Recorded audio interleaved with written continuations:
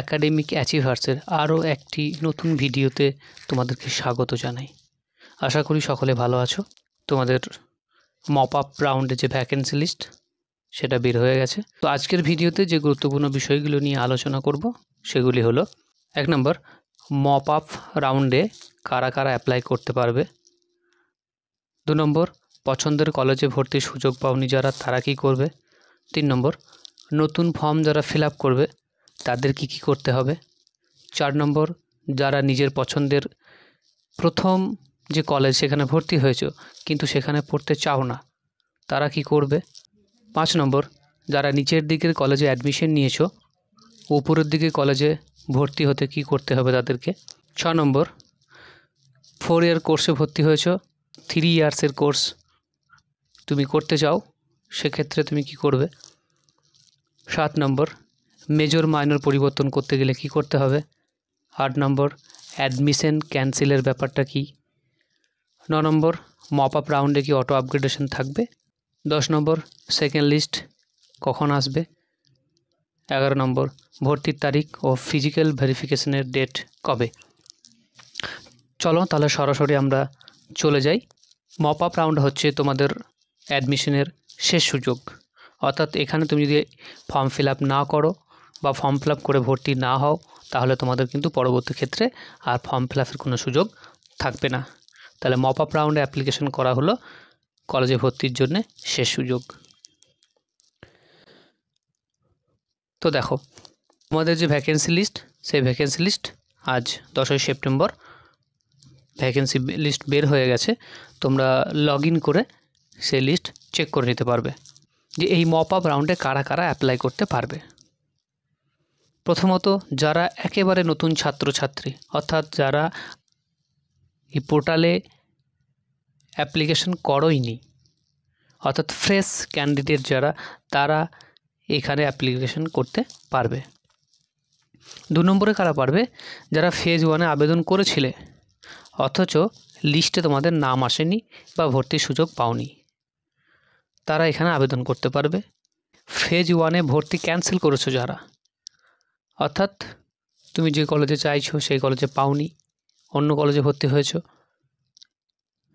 এখন পছন্দের কলেজ পাবে কিনা সেই জন্য চেক করার জন্য তুমি অ্যাডমিশন ক্যান্সেল করে ফেলেছো আগেই, তারা এখানে অ্যাপ্লিকেশন করার সুযোগ পাবে। যারা সিট অ্যালটমেন্ট লিস্টে নাম এসেছিলো কিন্তু ভর্তি হওনি, তারাও কিন্তু এই মপ আপ রাউন্ডে অ্যাপ্লিকেশন করার সুযোগ পাবে। এবার দেখো, পছন্দের কলেজ যারা পাওনি এবং সেজন্য ভর্তিও হওনি, তাদেরকে এই রাউন্ডে নতুন করে আবেদন করতে হবে। অর্থাৎ পছন্দের কলেজ তুমি যেহেতু পাওনি, এখন তুমি পছন্দের কলেজ এ ভর্তি হবে, সেই জন্য তোমাকে কিন্তু মপ আপ রাউন্ডে অ্যাপ্লিকেশন করতে হবে। আর কি, যারা একেবারেই ভর্তির আবেদন করোইনি, তাদেরকে নতুন করে রেজিস্টার করে তোমার লগ ইন আইডি দিয়ে তারপরে যেরকম প্রসেস, সেই প্রসেসে তোমাদেরকে কিন্তু অ্যাপ্লিকেশন করতে হবে। তারপর দেখো, যারা ভর্তি হয়েছো অথচ নিজের যে পছন্দের কলেজ সেখানে পড়তে চাও।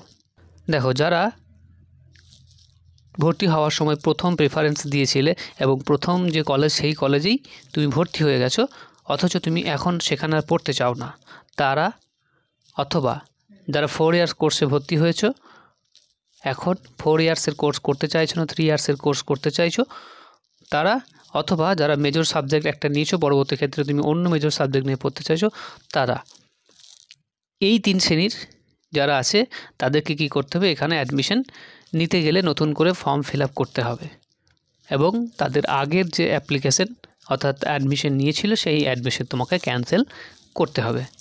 এক্ষেত্রে একটা রিস্ক ফ্যাক্টর তোমাদের কাজ করবে যে যদি সিট ফাঁকা থাকে তবেই তুমি তোমার সেই পছন্দের কলেজে পাবে, যদি না থাকে তাহলে কিন্তু পছন্দের কলেজে নাও পেতে পারো। অ্যাডমিশন ক্যান্সেল করার আগে একটু ভাবনা চিন্তা করে কাজ করবে। যে লিস্ট পাবলিশড হয়েছে সেই লিস্টে তোমার র্যাঙ্ক কত, সেখানে সিট সংখ্যা কত রয়েছে, সেই হিসাব করে দেখে শুনে তোমরা অ্যাডমিশন ক্যান্সেল করবে। এক্ষেত্রে অ্যাডমিশন ফিস কিন্তু তুমি নাও পেতে পারো, আর তোমার পছন্দের কলেজ পাওয়া বা না পাওয়াটা নির্ভর করছে সেই কলেজে কতগুলো সিট ফাঁকা থাকছে তার উপর।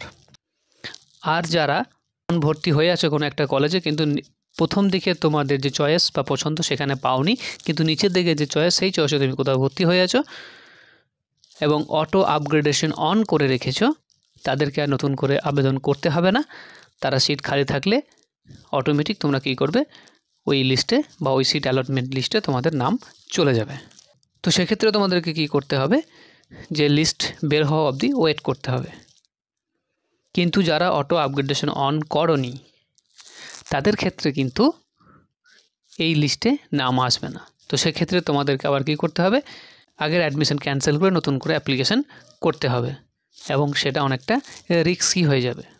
কম বেশি সব কলেজই ভালো, পড়াশোনা নিজেদেরকেই করতে হয়।